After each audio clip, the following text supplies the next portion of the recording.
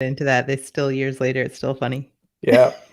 I just typed yesterday, good in you. And then I said, to be fair, in two different tweets. And this guy goes, I knew it. And next thing you know, we're talking Letterkenny.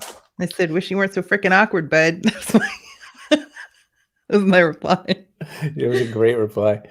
The Backpack Show, where we discuss Letterkenny, show that very few Canadians actually like, but Americans love to watch. I don't know what it's about it. It's just unbelievably quotable.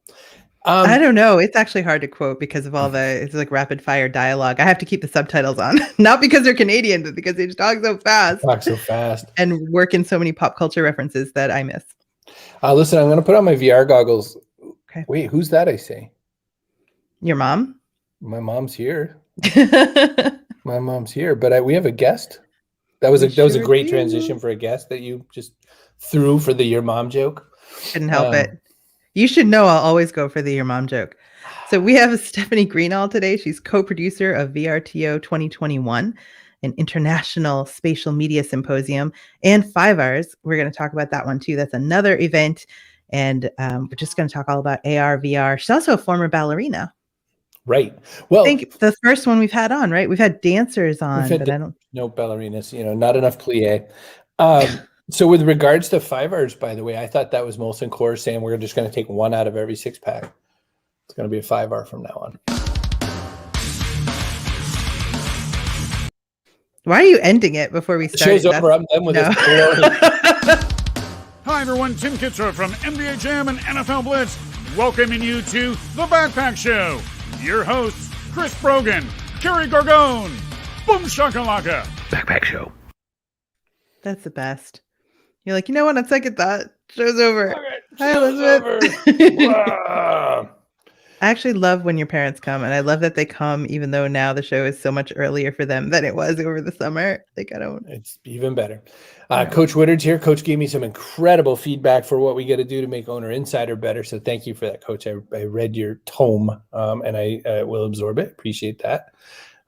Show must have peaked early. Yeah, well, we had so much fun with Stephanie backstage that you don't even get to see the show.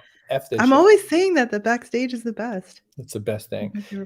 Listen, if you want to make a show like this, you can just go to cbrogan.me/StreamYard. You just have to, put the show together, have a great guest, have an incredible co-host. But the button pushing is so easy. cbrogan.me/StreamYard. Maybe that's too much work. Maybe you're not as attractive as Kerry. You could just get yourself an audio podcast. Go to castos.com. You can put your P's in their pod. Castos.com. Make your own cool podcast. I can't yellow card you for saying that I'm good looking, but like I kind of feel like I should, but I won't. I hear that. I only have 3 ad reads. Read them now or in the middle? What do you think? What do you want to do? In the middle. Let's talk to Stephanie. Let's do in the middle. Let's get Stephanie out here. Hi, Stephanie. Hello. How are you guys doing? Well, we're the best. So if we're going to go over to VR Toronto, what are we going to see there? What's the VRTO show going to be about?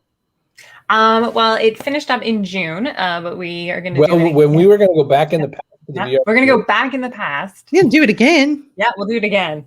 It's we did it as a virtual show, obviously, because COVID had a massive effect on the world. And we thought we were typically a physical event in Toronto, a think tank. We brought in people from all walks of life that were working in the immersive field, or could be, brought in to talk and inspire others who are working in immersive. And we would do it in Toronto and it would be great. But because of COVID, we were like, this is VR. We're going to have to, this is any time that we're going to have to prove ourselves that we can do this in VR, we're going to do it. So this is actually what you're seeing here is our virtual space. We decided to call it the Flotilla because it was connecting a lot of different spaces and like virtual worlds together. So we decided to build a custom, almost like a flying airship, and then connected different worlds that we had different artists build, different companies. Some of our sponsors came in and build virtual worlds, because we found it was better to, interact with people.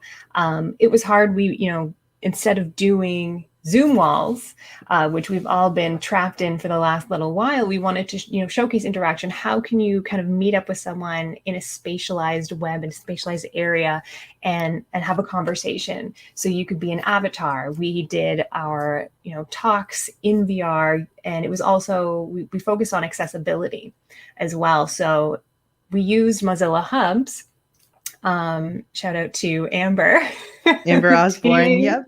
Miss Destructo on Twitter. Yeah. So we worked with Mozilla Hubs, and we built out these custom spaces, and we loved that they were accessible on a VR headset. But if you didn't have one, you could access it on a iPad, any mobile device. You could use it on your computer. So anyone essentially could experience this, which was great. What's the purpose of these shows? Like, you're going to roll into your new show, 5 Hours, which is, in a couple of months, so people can come and plan to go to that. Why are you doing this? What do people need to get from these shows, and what happens there? So 5 Hours is a lot different. 5 Hours is more of a consumer-based, front-facing show. Mm-hmm. So for 5 Hours, if you think of like film festivals and events, and it's people creating content with this platform. And we showcase a lot of 360 films as well as interactive pieces. So a lot of people who, when everyone came out with the GoPros and was making these 360 pieces, and they were really excited. And then so people started to say, well, 360 is dead. But it can't. It's not. One of the most important things about the 5 Hours Festival is how it captures just like the cultural representations around the world. We are so incredibly lucky that we get all of these submissions from different countries that I would never think to, like, I don't know they even knew about us. We've had dance pieces from a group of women in Qatar have sent us, a 360 video. We've had, different corners of the earth. We had Spain, they were showcasing a religious parade that happens every year. And it was the first year, I think this year, that they couldn't have it, obviously, because of COVID, but they had recorded it in 360 the previous year. So we were able to actually watch this moment that probably won't be the same again. So that becomes this incredible kind of pockets of memories and cultures that we can revisit. How has it changed over the years? It's not like, if for some people they're discovering it now for the first time, 5 Hours in your other event, but it's actually been going on for a while. It has. I mean, the first couple of years where people were excited. I think when you were talking about VR six years ago, people were like, what is that? I want to try it. And a lot of people were scared off by their first experience because, you got nauseous. No one understood the mechanics or the grammar of how to create this content. So everyone was throwing up. Everyone's seasick. It's brutal. It's definitely streamlining the content now. People have found ways to move the cameras, to create the content, to do storytelling in a different way. Has become incredible to watch as artists and film directors and game designers have all kind of come together to produce these pieces. So it's definitely seeing the content grow and watching people come into this industry from a different place. I've never really met someone who was like, I'm a VR designer, this is the first thing I wanted to do, or this is where I've spent the majority of my career. A lot of people that we meet, especially that are younger, have come from, they've come from theater, they've come from video games, they've come from, we've had opera singers, we've had sound designers. Everyone comes from a different area or different industry and has found this and come together to create these new pieces in this medium. So it's been really interesting to watch that kind of build. How has it changed for the attendees? Like, I would imagine that as the technology develops and you're showcasing it, you're actually incorporating it into the experience and how you put on the show itself.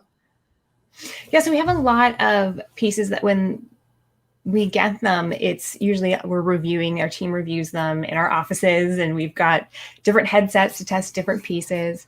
But for we have different experiences. So we watch them now. A lot of them, when they come to us, they come with a description of not just the piece that you'll be experiencing or watching, but how's the best way to set it up? How has the initial idea or the creative built an experience before you go in to the experience? So we're building, we had one that was about where thoughts go, that was done by Lucas Rosado. And we didn't just show the piece, but we built this beautiful tent around it with lights and pillows, and you went into this gorgeous tent. So the festival, being when it's physical, definitely has a lot of visuals, and each experience we build out into these little worlds. And then, because again, when we were watching these festivals grow, not just 5 You hours. hear me right now. I broke my microphone. Keep going. I was saying, when we've watched these festivals grow, a lot of them, they started off with people in swivel chairs with headsets, and people get really nervous about being watched. Oh, interesting. Even now, it's still, I have no shame. I have to do VR a lot. I'm on the subway, but I've got to review pieces, or I'm generally checking something out that I'm really excited about. I'll have a headset on, and I'm the only crazy, there's probably pictures on Reddit of some crazy woman wearing a VR headset. That's probably me, or at the airport. That's where you'll find me. Elizabeth wants to know if there's a way to watch the best of show movies from the conference. There isn't at the moment. Typically we have the tickets. We do an online, there'll be some announcements coming up that I don't want to kind of give away today. But there will be ways to watch the show virtually. We did do it virtually last year. This year will be a little more interesting, but people will be able to watch it globally. And we don't have the back catalog for previous years, but we will have a new selection. Cody says people's anxiety with being watched all the time is a big reason for Zoom fatigue. That's so true. There's 15 or 30 boxes on the screen, but somebody's looking at you. So you have to keep that cautiously optimistic look on your face. You don't want to scratch your nose. You don't want to be. No. There's a pig in your nose. You don't want to react the way that you feel inside, because that will give it away. Yeah. No, I totally get it. So do you then find that people are looking more for, what do you think the mainstream is more interested in right now? Augmented reality or virtual reality? Or are they both seeing an upswing? I think they're both seeing an upswing. I think a lot of people, obviously, Pokemon Go was a huge excitement for consumers in the industry to see a little bit of what this could be. And then $5 billion. Yeah, it's a little bit of money. And then you've got the Snap filters and all of these different platforms allow people to play and share content. So a lot of people are excited about it. But you also have, VR, and with the launch of the Quest has been a huge difference to the industry.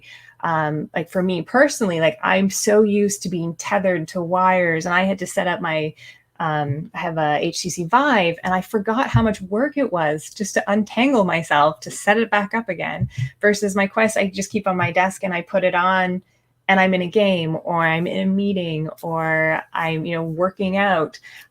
So it's becoming easier. It's getting cheaper. You don't have to have a high-powered PC. You don't need to have all the bells and whistles. So it's becoming more accessible. Are you going to buy a gaming console, or are you going to buy a headset? You can probably buy, there's more room there now. But like you're pointing out, there's more than just games. You can use it for exercise. You can use it for work. Yep. I was very hesitant about the whole working out. I was not excited about it. I didn't want to do it. I thought it would be sweaty and gross. And working out generally. Just generally, but it's having been stuck to my face. But then I was brought in by Amber Osborne and Kerry Maliki Sanchez, who is actually the founder of VRTO and 5 Hours. And we put together a leaderboard, and it is one of the best workouts. I have a Peloton, but I do love I love my Supernatural. So it's pretty intense. Chris, you're muted now. He just doesn't want to talk to me. He's mad. He's gonna be mad. I'm having such a microphone problem. Look, do you hear me, right? Like, see that red? Mhm. That means mute. Green Maybe. means unmute. Yeah, we hear you both ways. Yep, you're good. Fuck you, microphone. Okay. So I was just a word between me and my microphone. Mhm. So I was going to say, Yeah. my 15-and-a-half-year-old and my ex-wife are now doing therapy sessions through VR. Amazing. Yeah. 15-year-old who loves gaming, has an expensive as all hell gaming rig, hates it. The ex-wife loves it. The ex-wife said, I've never done meditation very well. I'm really crappy at meditating. She goes, I used a VR meditation program and I kicked its ass, which I don't think is how you're supposed to meditate. Like, I don't think you're supposed to ask. To competitively I think you're doing it meditate. wrong. She didn't say that, but she had a really good experience with it. And I'm just thinking, when you said that about, you're the first time, like VR's been around for a really long time. Yeah, it's not new. And I always say mean things about it because, I've gone to all the virtual conferences before. I went to virtual trade shows in the late 90s when they were the worst they could have ever been. And I went to Second Life when it was the second worst it could have ever been. Yeah. And I still have that feeling, like just still not quite nailing it, although yours look, even better. But when you said, oh, but it's just sitting there in the corner of my desk and I could just throw it on any old time. That's the first time I ever thought, maybe I'll buy one and just check it out again and see what's going on. So that was the huge barrier. Stephanie, when do we get there? When do we get to it's just on the corner of my desk, I could just use it? I'll send you my kids one because they're not. Yeah, using get a Quest. Quest 2. Quest 2's out, and it's easy. You just you pick it up.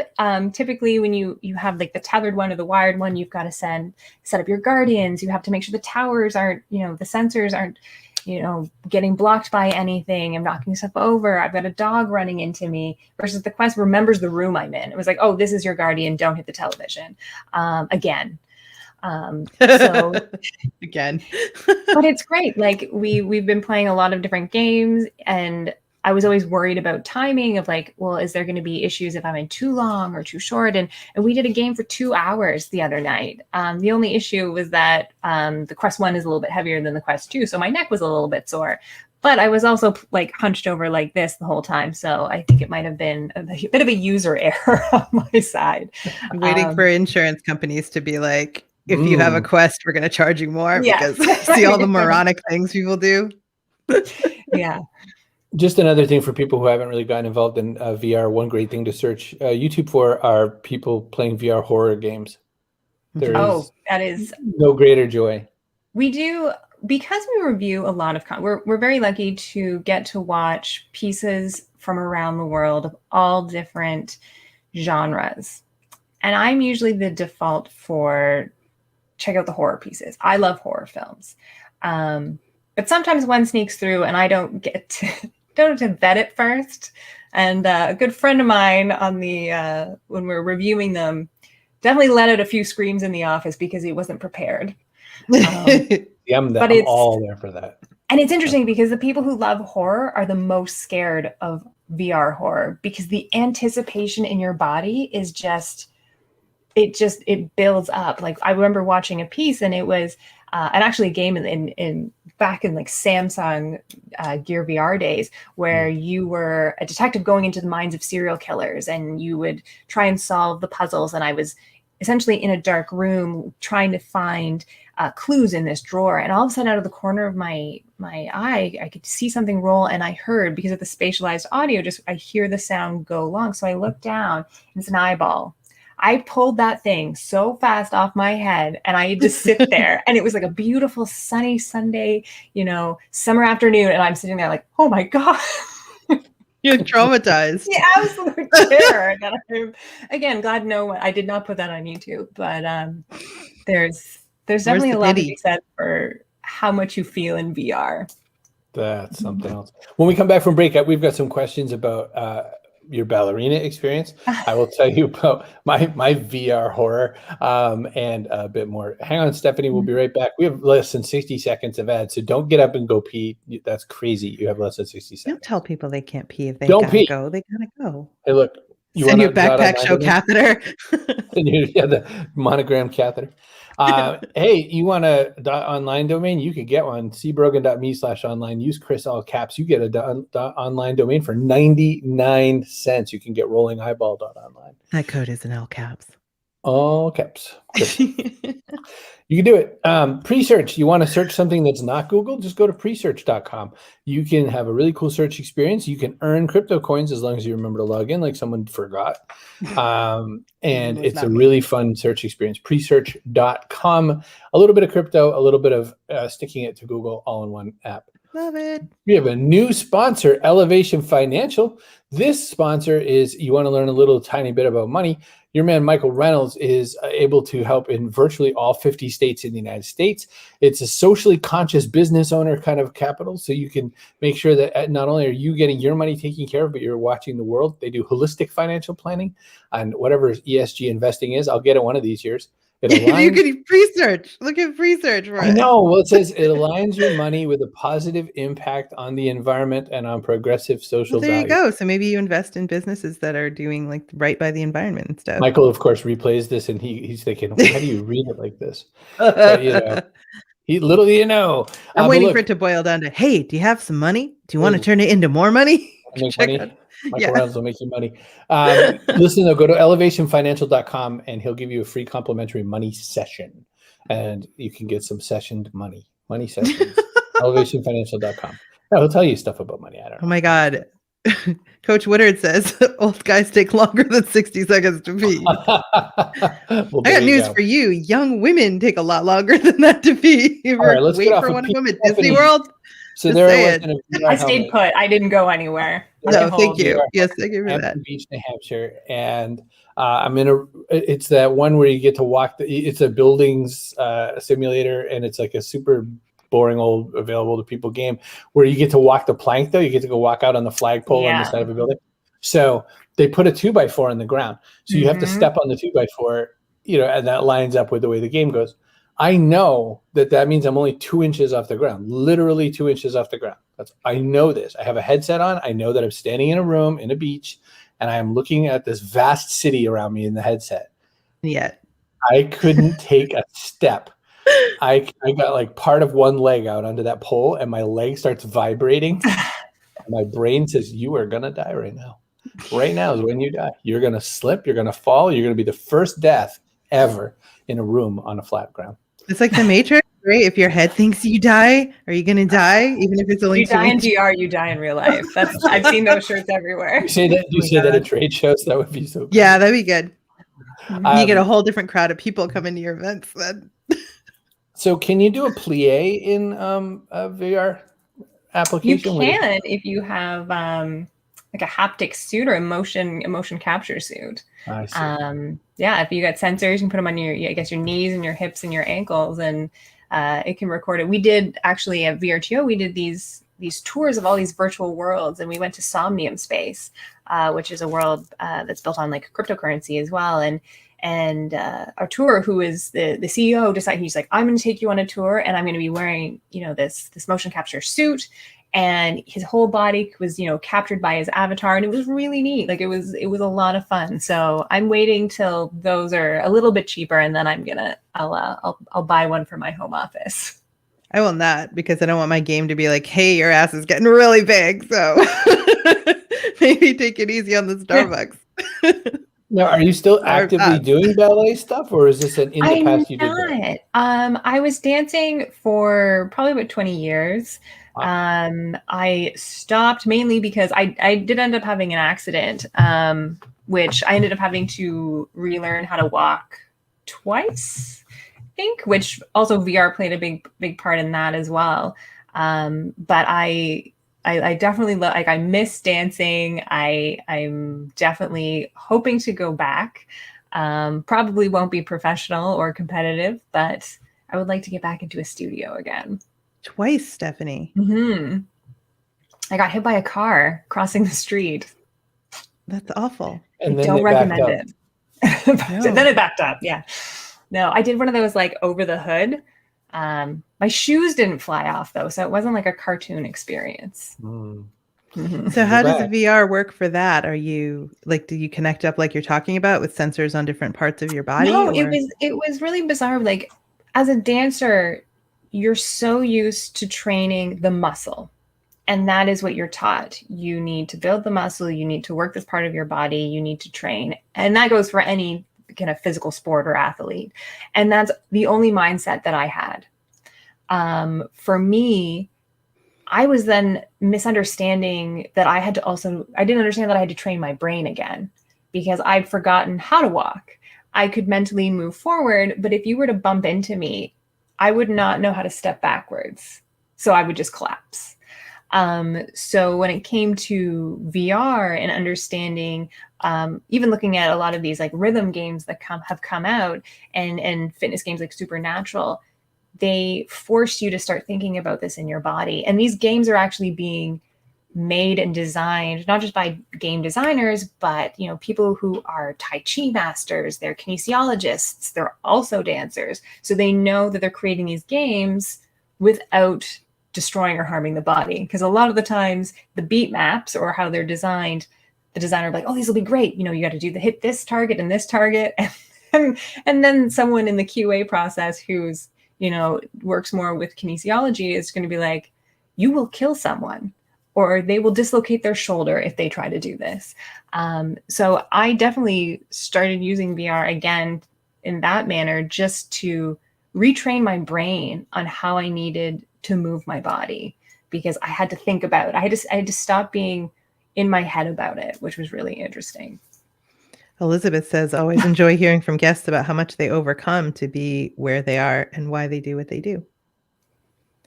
So thanks for sharing that with us. That's intense.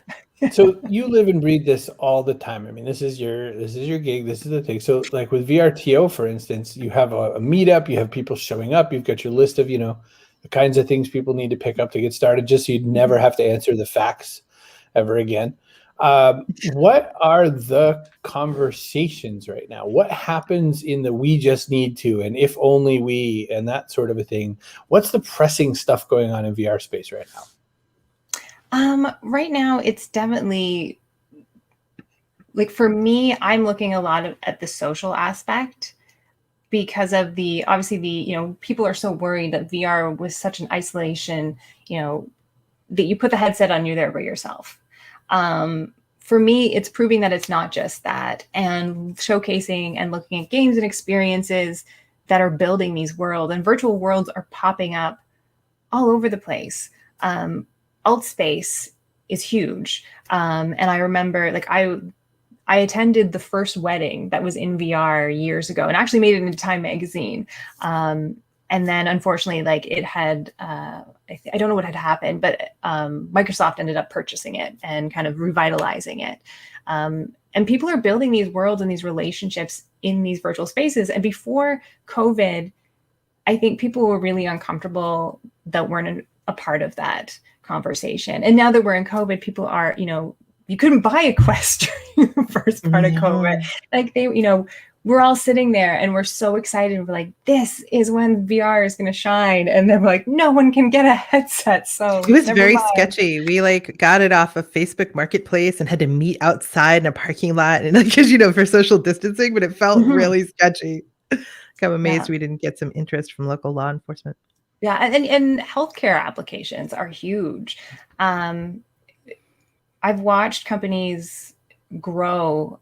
We had two gentlemen, one a doctor and one that was a game designer, I believe, that came to our conference years ago, and they met. And then the following year, they actually invited to speak because they had created a new company called MRI. And so the company itself was designed because you have to sedate children for MRIs a lot of the time because they just won't stay still. And unfortunately, there is a higher death rate among sedation with children. So they decided they would create this virtual experience called MRI. And Emma was a fairy, and you would go through this experience and you would learn to stay still so Emma could collect the fairy dust. And they would go through, and then when they did the MRI, they weren't scared, they weren't terrified, and they didn't have to sedate any kids.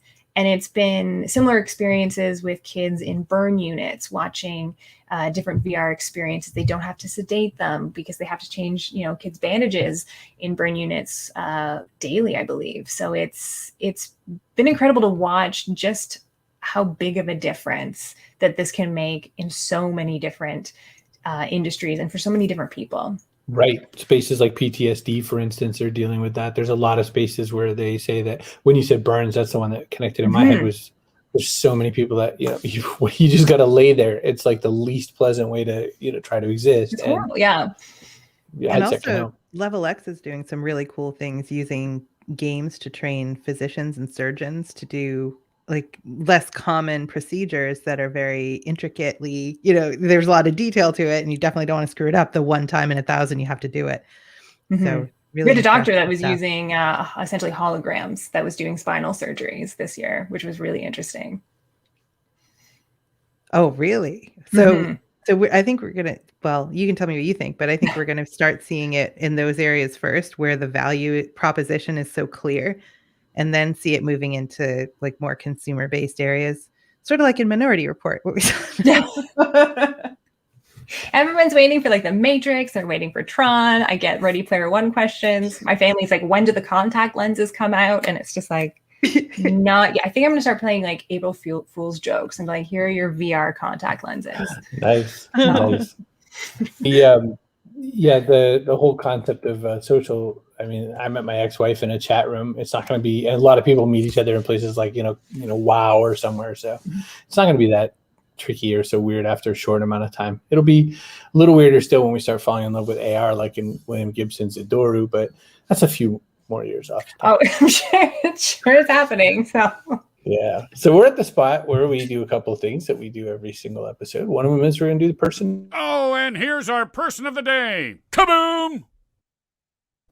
I think I'm going to give it to Elizabeth Quintanilla, who had Yay! a whole lot of good things and questions and feedback. So that was a good one. I'll give it to Elizabeth. I hope she saw it. She has like a 9:30 a.m. meeting in Central Time. So we'll have to send her apple. We'll have to mail it in. All right. So Stephanie Greenall, we ask every single guest this same question, which is what goes in your backpack? Everybody from Sir Mix-a-Lot to Sister Anne Flanagan to Mistress Montana herself. Everybody has had a chance to answer this question. That's the other one we couldn't think of the other day. The question is what goes in your backpack. So this could be anything from something physical to something metaphorical.